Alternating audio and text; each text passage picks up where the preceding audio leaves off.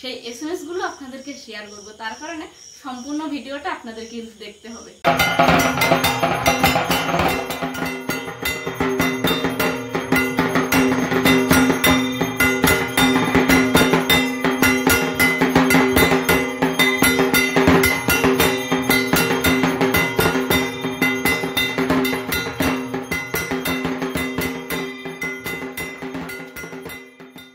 নমস্কার, আপনারা সকলে ভালো আছেন তো? সাথী বিপ্লব ব্লগ পরিবারের আরো একটা সম্পূর্ণ নতুন পর্বে ভারত তথা পৃথিবীর সর্বত্র থাকা সকল দর্শক বন্ধুকে জানাই অনেক অনেক স্বাগত। সেই সঙ্গে সঙ্গে আজকে কিন্তু দুর্গাপূজার সপ্তমীর দিন, শুভ সপ্তমী সকল দর্শক বন্ধুকে।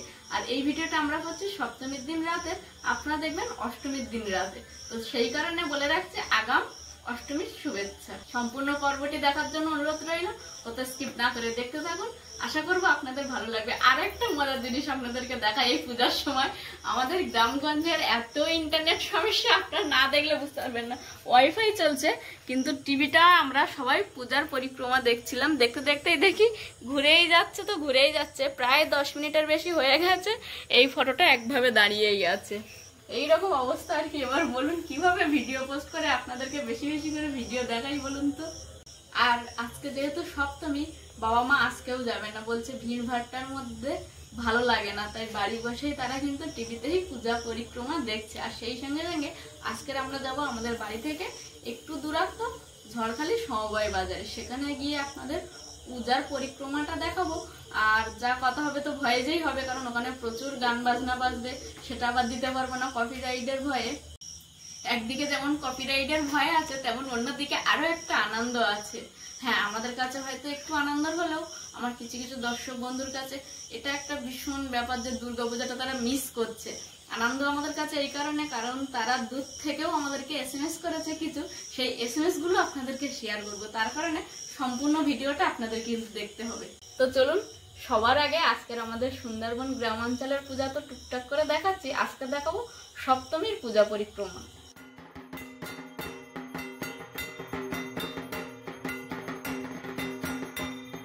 সপ্তমীর সন্ধ্যাবেলা চারিদিকে যেন উৎসবের সাগর, আলোর ঝলমলে রঙে সেজে উঠেছে প্যান্ডেলগুলো।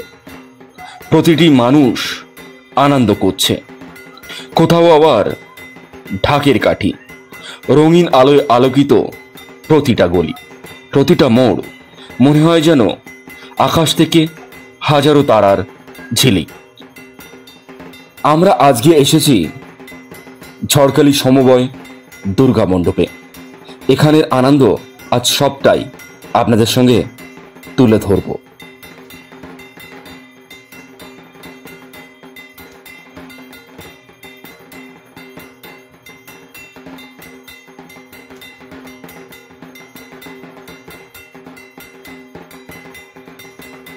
পূজা মণ্ডপের কাছাকাছি আসতেই এক অজানা আনন্দ আমাদেরকে আনন্দ দিতে থাকলো।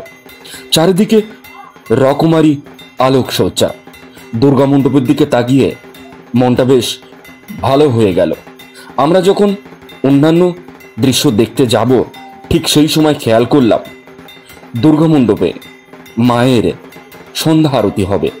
তাই দর্শক বন্ধু, এখন আর বিশেষ কোনো কথা আপনাদের সঙ্গে নয়, আপনি আমি আমরা সবাই সকলে মিলে দেবী মায়ের মহাসপ্তমীর এই সন্ধ্যায় সন্ধ্যা আরতি দর্শন করব।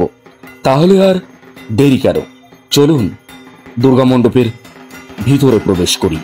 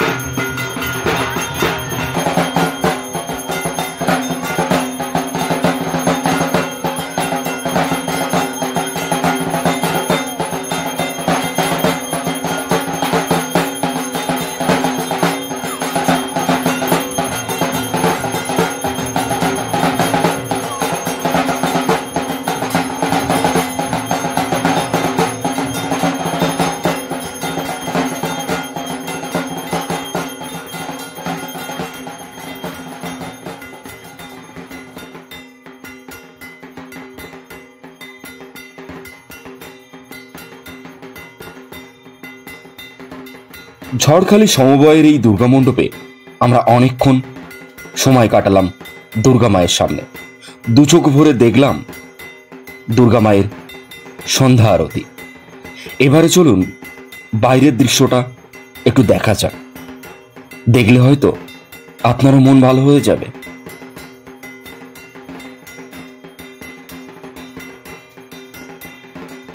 মেলায় রকমারি খাবারের দোকান, রকমারি খেলনার দোকান, রকমারি মানুষের ভিড় জমেছে রকমারি খাবারগুলোর দিকে। সবকিছু ছাড়িয়ে আমাদের চোখ পড়ল রূপ ঝলমল আলোকসজ্জায় সজ্জিত স্টেজের দিকে। সেখানে তখন প্রোগ্রাম শুরুই হবে।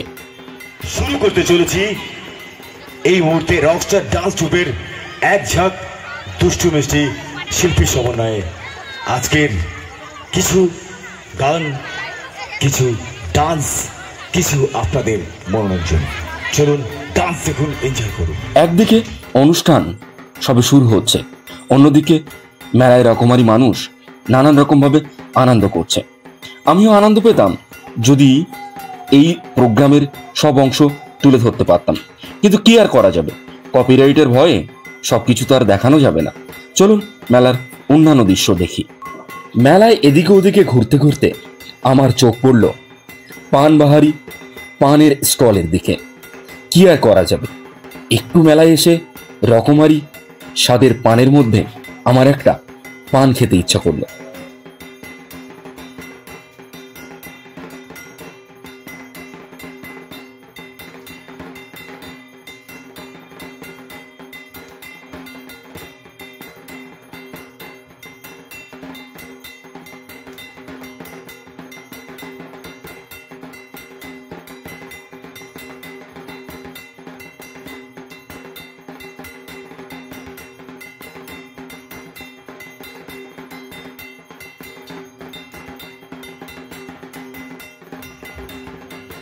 প্রিয় দর্শক বন্ধু, মুখে চলে এলো সুগন্ধি পান।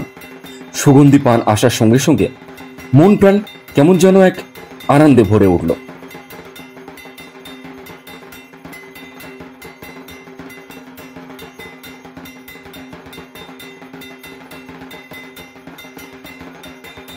এবারে সাথীর পালা। সাথী একটি দোকানে ঢুকে তার নিজের জন্য এবং মায়ের জন্য কয়েকটি চুড়ি পছন্দ করতে লাগলো। কিছুক্ষণ পরে বোঝা গেল কোনো চুড়ি তার পছন্দ হয়নি। তারপরে সে একটি রোল খেলো। মেলা থেকে ফিরে এসেছি, বাবার জন্য আজকে একটু মিষ্টি নিয়ে এসেছি। বাবা বলে দিয়েছিল চৌকো গাছা আনতে, আর আমার জন্য দুটো পাঁপড় কিনে এনেছি। বাবা পাঁপড় খাবে? এই তো আমি যেটা আনতে বলেছিলাম সেই খাবার। সেইটা হ্যাঁ, এই ভালো মিষ্টি আছে, আমি এইটাই আনতে বলেছিলাম। তাহলে খাও। তাহলে একটা খাই, তুমি নাও। তোমরা ভাত খেয়েছো মা? না না তোরা নমস্কার, শুভ সপ্তমী। আপনারা যখন এই ভিডিওটা দেখছেন তখন অলরেডি হয়তো অষ্টমী বা তারপরে আরো কয়েকটা দিন চলে গেছে। আর কেমন লাগলো আমাদের এই পূজা পরিক্রমার ভিডিও অবশ্যই কমেন্ট বক্সে জানাবেন। এখন আমি পড়ব, একজন দর্শক বন্ধু আমাদেরকে কমেন্ট লিখে পাঠিয়েছেন। ওনার নাম হচ্ছে দীপঙ্কর মান্না, আমাদের একজন দাদা ভাই। তিনি বলছেন তামিলনাড়ুতে থাকার জন্য দুর্গাপূজা খুব মিস করছি। দীপঙ্কর মান্নার মতো এরকম অনেক দর্শক বন্ধু আছেন, সংসার বাঁচানোর জন্য, একটু অর্থ উপার্জনের জন্য, ঘরের জন্য ঘর ছাড়া। তাদেরকেও আমরা আমাদের তরফ থেকে আন্তরিক শুভেচ্ছা জানাচ্ছি। তাদেরও দিনগুলো খুবই ভালো কাটুক, তারা সুস্থ থাকুক, ভালো থাকুক, এই কামনা করি। আমাদের সমাজে এমন কিছু মানুষ আছে যাদের পূজায় ছুটি হয় না, যেমন নার্স হতে পারে, ডক্টর হতে পারে, পুলিশ কর্মী হতে পারে, ট্রাফিক গার্ড হতে পারে, রেলের কর্মচারীরা হতে পারেন, বা যে মানুষটা পূজায় বেলুন বিক্রি করছে, খাবার বিক্রি করছে, বা এরকম আরো অনেক মানুষ আছেন যারা এই সময় একটু এক্সট্রা ইনকামের জন্য হতে পারে, বা দায়িত্ব কর্তব্যের জন্য হতে পারে, বা কর্মজীবনে এমন একটা পরিস্থিতি যেখানে তার ছুটি হয় না, সেরকম অবস্থাও হতে পারে। সেই সকল মানুষরা আমাদেরকে এই দুর্গাপুজোর সময় অহরহ সার্ভিস দিয়ে চলেছে। আর হ্যাঁ, দমকল বাহিনী তারাও নিশ্চয়ই আমাদেরকে অনেকভাবে সাহায্য করে। এই সময় তারা সবসময় তৈরি থাকে। তো তাদের জন্য আমাদের তরফ থেকে অনেক অনেক পূজার শুভেচ্ছা রইল। যারা এখন এই মুহূর্তে বর্ডারে চাকরি করছেন, যারা সৈনিক আছেন, তারাও নিশ্চয়ই এই দুর্গাপুজোয় ঠিকঠাকভাবে ছুটি পাচ্ছেন না বা পরিবারের সঙ্গে সময় কাটাতে পারছেন না। তাদের জন্য আমাদের তরফ থেকে অনেক অনেক ভালোবাসা এবং শুভেচ্ছা রইল। আমাদের আরও একজন দর্শক বন্ধু মিহির কান্তি সানা, তিনি একটা ফটো পাঠিয়েছেন আমাদেরকে, দুর্গা মায়ের ছবি। খুবই সুন্দর, খুবই দেখতে খুবই সুন্দর লাগছে ছবিটা, খুব সুন্দর করে উঠিয়েছেন উনি লিখছেন, আমার এনজিওর দুর্গা প্রতিমা। মিহির সানা আমাদের থেকে বয়সে অনেক বড়, আপনি আমাদের প্রণাম গ্রহণ করবেন। আপনি পূজার এই দিনগুলি ভালো থাকুন, সুস্থ থাকুন, এই কামনাই করি। প্রিয় দর্শক বন্ধু, আপনাদেরকেও জানিয়ে রাখি, আপনারাও যদি এরকম ছোট ছোট দুর্গাপুজোর ক্লিপিং আমাদেরকে পাঠাতে চান, স্ক্রিনে দেওয়া নাম্বারটার উপরে আপনি ফোন করতে পারেন, বা এই নাম্বারটা সেভ করে আপনি হোয়াটসঅ্যাপে আমাদেরকে আপনার দুর্গাপুজোর সুন্দর সুন্দর মুহূর্তের ছবি আপনি আমাদেরকে পাঠাতে পারেন।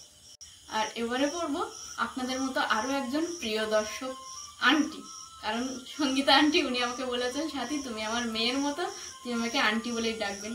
উনি থাকেন প্যারিস থেকে উনি SMS করেছেন। তো SMSটা এবার পড়বো। আশা করি তোমরা সবাই ভালো আছো আর সুন্দরভাবে দুর্গাপূজা উপভোগ করছো।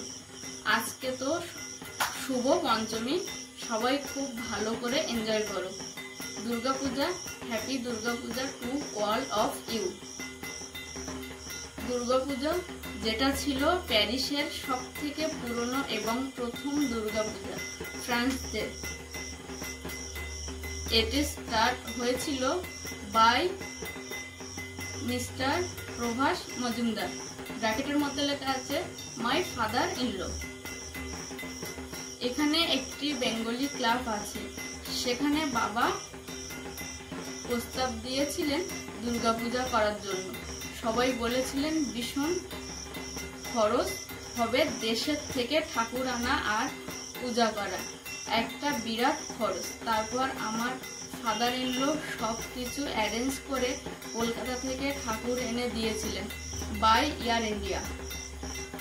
এয়ার ইন্ডিয়া আজও বিনামূল্যেতে ঠাকুর আনছে কলকাতা থেকে। পূজা হয়েছে লাস্ট 40 বছর ধরে। আমি তখনও আসেনি ফ্রান্সেতে, আমি এসেছি ম্যারেজ এর পর। তারপর আজও চলছে পুজো হই হই করে। দশমীর এভরিডে কালচার প্রোগ্রাম হয়। আমি কয়েক বছর কালচারাল প্রোগ্রামেতে ডান্সও করেছি। মনে পড়ে আমার মা এসেছিলেন যখন আমার ছেলে হয়ে, তখন 3 মাস, আর বেবিকে তার বাবার কাছে দিয়ে আমি আর আমার মা মিলে স্টেজেতে উঠি। আমার মা রবীন্দ্রনাথের আফ্রিকা কবিতাটা পাঠ করে আর আমি তার উপর ডান্স করি। দিনগুলো কিভাবে চলে গেল, কিন্তু দুর্গাপূজা আজও চলছে।